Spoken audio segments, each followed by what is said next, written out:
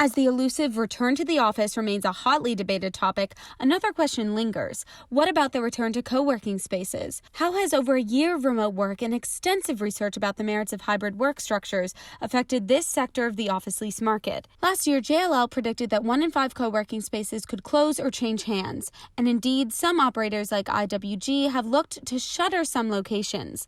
But the story isn't quite that simple. In fact, flex office provider Industrious saw record membership sales in May and June of 2021. We opened 1 million square feet of new locations right during the heart of the pandemic, really. And I think from the outside, I could have imagined that seeming like an odd decision. Industrious cites its decision to open new sites as because of and not in spite of pandemic-driven changes. They've opened 5 New York City locations since March 2020 and have 3 more that are slated to open before 2022. It gave us conviction to say, post-vaccine, there's going to be a dramatic rise in use of flex, and we want to be there to serve those customers. And now, of course, that's exactly what has happened, and we're really happy we added those locations and wish we had added twice as many as we could have. CEO and co-founder Jamie Hodari and his team at Industrious were banking on a theory that many companies would downsize their traditional offices and look to provide flexible spaces for hybrid workers.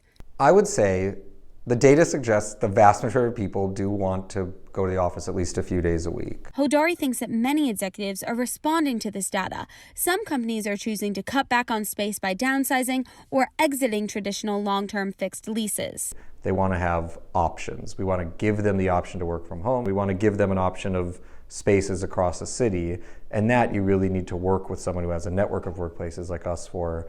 And that's really a substantial portion of our sales right now, more than I would have thought. Some companies want to establish multiple offices in the same city, and others want a footprint in new markets. I think people might not expect this, but there are a lot of companies that are saying, I've always meant to have an office in Atlanta or in New York, but I'm a 700-person company based in Dallas, and what was I going to do, have a 20-person New York office? Well, now it's clear you can run a nationally distributed workplace much more sort of in a more frictionless way than people thought. These changes were made feasible by the fact that flexible leases are less risky than long-term commitments.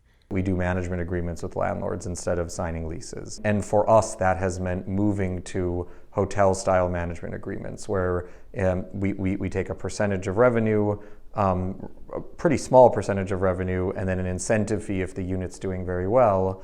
And that way we sort of share in the ups and downs of the performance along with the landlord. In an era where many commercial landlords are worried about occupancy, this could become an increasingly popular alternative. At this time, management-style agreements make up 80% of Industrious's portfolio. This could explain why Industrious has been expanding, unlike some other co-working firms. WeWork has started to recover from low 2020 membership rates, reporting 53% occupancy at the end of May, which is up from 47% occupancy in late 2020, but still significantly below pre-COVID rates, which range from 70 to 80%. The company has been exiting leases globally as part of a widespread downsizing effort.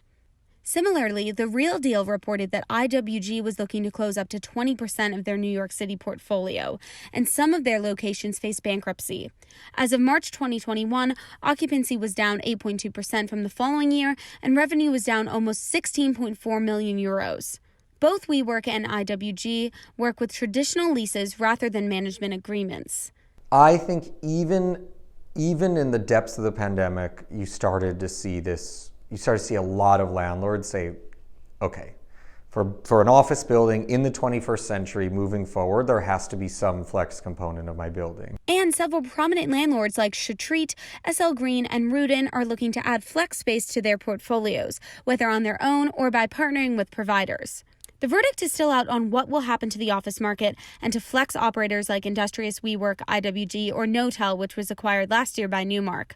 Whatever happens, it seems that flexible options and flexible office spaces are here to stay.